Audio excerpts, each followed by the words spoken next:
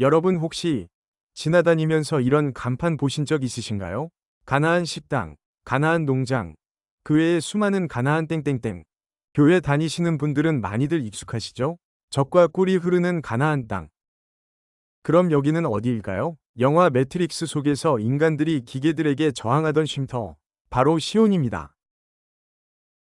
맨날 나오던 세계의 화약고. 사실 이 모든 것들은 하나의 장소를 상징하고 있습니다. 여러분 안녕하세요. 이것저것 파는 남자 잡상인입니다. 오늘은 살면서 주변에서 가장 많이 들어본 질문에 대해 얘기해 볼까 합니다. 바로, 쟤들은 왜 맨날 저렇게 싸우는 건데? 아주 간단하면서도 더럽게 복잡한 이야기. 그리고 누구나 살면서 한 번쯤은 들어본 이야기들. 끝까지 시청 부탁드립니다. 여러분 유대교 들어보셨죠? 바로 이 사람들 유대인들이 믿는 종교입니다. 그리고 너무도 잘 아시는 기독교, 그리고 이슬람교, 역사적으로 서로 가장 많이 싸워왔던 이 세 종교, 사실은 모두 뿌리가 하나였습니다. 기원전 약 2000년 전, 아브라함은 이 땅을 신이 주신 약속의 땅으로 믿었습니다. 모세, 다윗, 솔로몬으로 이어진 이 믿음은 유대 민족의 뿌리가 되었죠. 하지만 기원전 586년, 바빌론 제국의 느부갓네살 2세는 예루살렘을 함락시키고 그들의 성전을 파괴시킨 후 유대인들을 강제로 포로로 끌고 갑니다. 역사상 첫 대규모 강제 이주, 바로 바빌론 유수였죠. 강제 이주당한 유대인들은 자신들의 고향으로 돌아갈 날만을 꿈꾸며 힘든 고난의 세월을 보내고 있었고, 그러면서도 자신들의 종교를 버리지 않고 있었습니다. 이후 기원전 538년 페르시아의 키루스 2세가 바빌론을 정복하며 유대인들에게 고향 귀환을 허락합니다. 고향으로 돌아온 그들은 파괴된 성전산을 다시 건설합니다. 포로 시절처럼 힘든 시기였지만 그들에게는 그 어느 때보다 행복한 시절이었을 겁니다.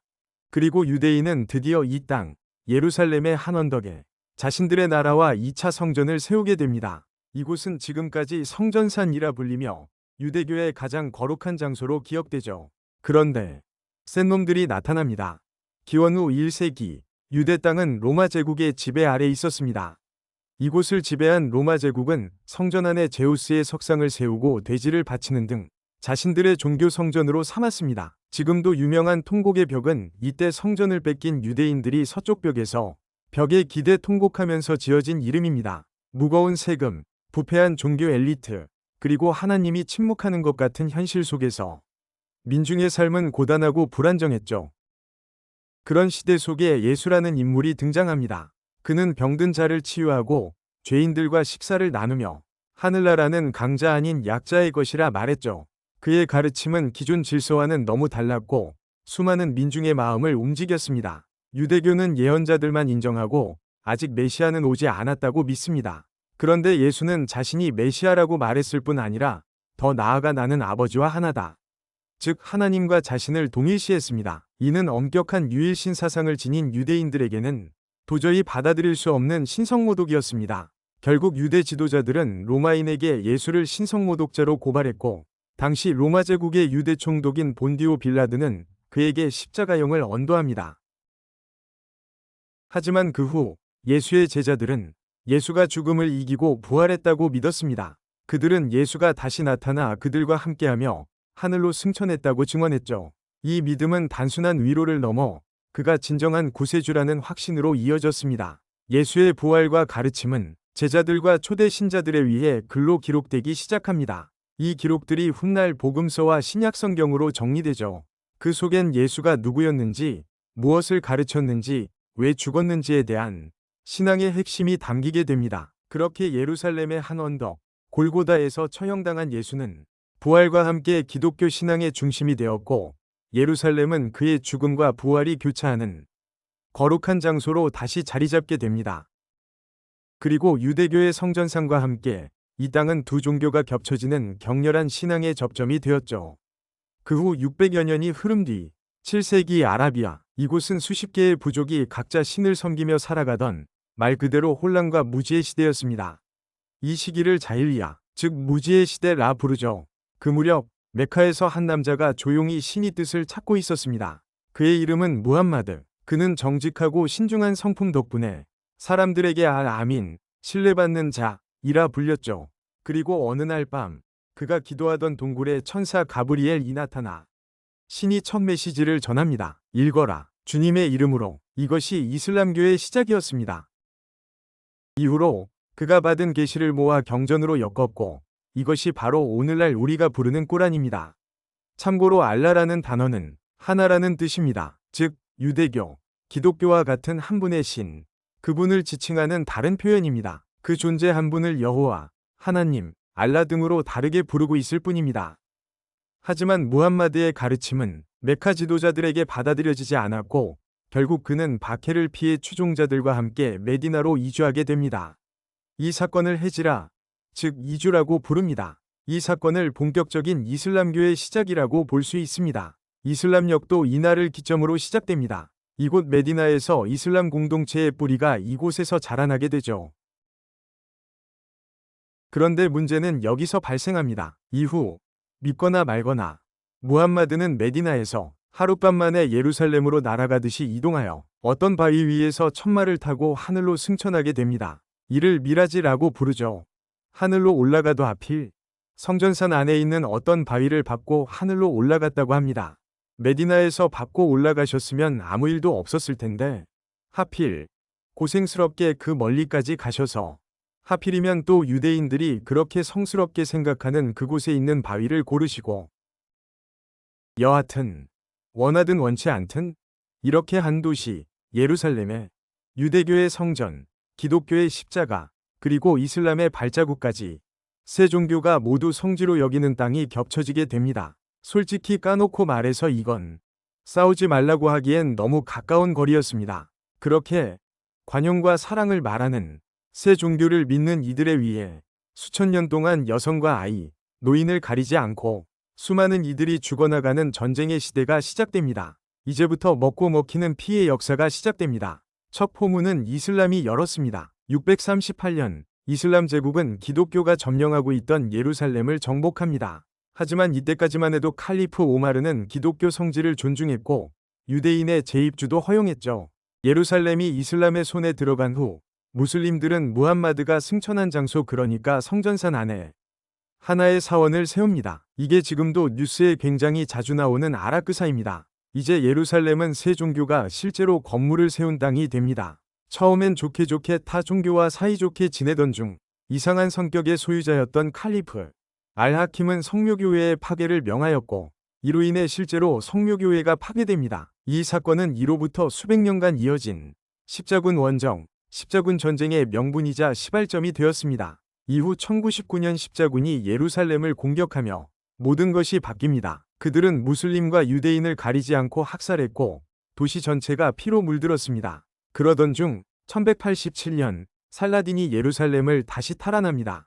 그는 복수 대신 관용을 택했고 포로들에게도 길을 열어주었습니다. 하지만 전쟁은 멈추지 않았습니다. 유럽은 8차에 걸친 십자군 원정을 이어갔고 예루살렘은 수백 년간 반복된 침공과 탈환의 땅이 됩니다.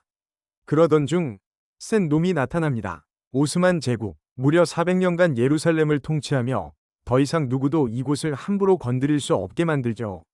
아니, 그런 줄 알았었죠. 하지만 세계대전이 터지고 제국이 무너지자 다시 이 땅을 향한 전쟁은 시작됩니다.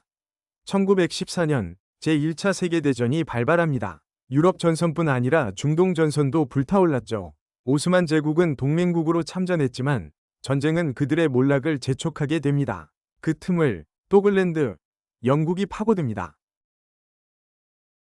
세계 뉴스에서 쟤네들은 왜 이렇게 싸우는 거지? 하면 그 나라 때문이지 물결표라고 하면 반은 먹고 들어갑니다. 그 나라는 유대인들의 돈과 아랍의 병력이 모두 필요했습니다. 먼저 아랍에는 약속을 합니다. 오스만에 맞서 싸우면 독립국가를 주겠다. 후세인 맥마흔 서신. 아랍은 이 말을 믿고 싸움에 나섭니다. 그런데 그 나라 영국은 유대인에게도 약속합니다. 팔레스타인 땅에 유대인의 터전을 세우도록 돕겠다. 이것이 벨푸어 선언입니다. 이제까지 기독교와 이슬람교의 전장이던 예루살렘이 이슬람교와 유대교의 전장이 되는 순간이었습니다. 세계대전이 끝난 뒤 팔레스타인은 영국의 위임 통치령이 됩니다. 하지만 이미 영국은 서로 다른 두 약속을 해버렸고 이 땅은 서서히 끓기 시작합니다. 사실 이전부터 유대인들은 집으로 돌아가고 싶어 했습니다. 19세기 말 유럽 곳곳에서 반유대주의 박해가 심화되며 많은 유대인들이 결심합니다. 우리는 다시 우리의 땅으로 돌아가야 한다. 이 흐름이 바로 시오니즘 운동이죠. 약 2000년 가까이 집으로 막연하게 우리의 땅 시온으로 돌아갈 날을 꿈꿔오기만 했던 유대인들. 당시 유럽과 미국의 유대인들은 언론, 금융, 법률 등에서 큰 영향력을 갖고 있었고, 시오니즘은 점차 현실화되는 프로젝트가 됩니다. 팔레스타인으로의 이주는 점점 늘어나기 시작하죠.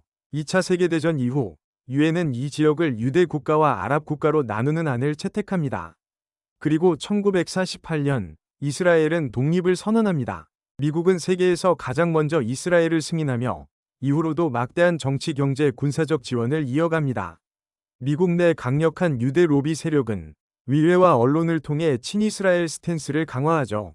하지만 이 독립은 평화를 의미하지 않았습니다. 다음 날 주변 아랍 국가들이 공격을 시작하며 제1차 중동전쟁이 발발하죠. 이후에도 전쟁은 끊이지 않았습니다. 6.1 전쟁, 욤키푸르 전쟁, 인티파다. 예루살렘과 이 땅을 둘러싼 싸움은 지금까지도 끝나지 않은 전쟁으로 이어지고 있습니다. 최근 수년간 이스라엘 보수 정치인들, 특히 네타냐후 총리는 내부 결속과 지지층 유지를 위해 강경 노선을 고수해왔습니다. 이에 대해 미국은 우려를 표할 뿐 명확한 제재 없이 전략적 동맹을 유지하고 있습니다. 이해관계에 따른 정치적 스탠스에 의해 오늘도 수많은 사람들이 죽거나 다치고 있습니다. 이 모든 분쟁의 중심, 예루살렘에는 지금도 서로 다른 세 종교의 심장부가 딱 붙어 있습니다. 통곡의 벽, 아라크사 사원, 성묘교회, 별표 세 종교 모두 이곳이 우리 것이다라고 말하지만 물리적 거리는 겨우 200m 안팎. 너무 가깝기 때문에 더 위험한 바로 그 예루살렘이죠. 수천 년간 이 땅에서 죽어왔고 지금도 계속 죽어가고 있는 건 신도 아니고 정치도 아니고 바로 사람입니다. 누군가는 말합니다. 신은 사랑이니 결국 우리는 하나로 돌아갈 수 있다고. 하지만 수천 년을 반복한 갈등 앞에 그 말은 늘 너무 늦게 도착하곤 했습니다. 이제껏 종교는 성스러운 전쟁이라는 미명하에 너무도 많은 참극을 낳아왔습니다. 하지만 자신이 먼저 한 발 물러서면서 평화를 선택한 지도자들도 있었습니다. 예루살렘을 찾은 교황 요한 바오로 2세는 유대인들의 통곡의 벽 앞에서 고개를 숙였습니다. 그는 유대 민족의 고통을 인정하고 용서를 구하는 게 먼저여야 한다고 말했죠. 그리고 20여 년 뒤 프란치스코 교황과 이슬람 최고 이맘은 아부다비에서 우리는 형제입니다라는 선언문에 함께 서명했죠. 상대를 인정하지 않는 종교가 어떤 참혹한 결과를 가져왔는지 우리는 지난 10수세기 동안 보아왔습니다. 신이 존재하는지는 모르겠습니다만 지금의 이 모습은 단언하건대 아브라함, 모세, 예수, 무함마드에 이르기까지 그분들이 원하는 모습은 아니었을 겁니다. 잡학을 파는 잡상인이었습니다.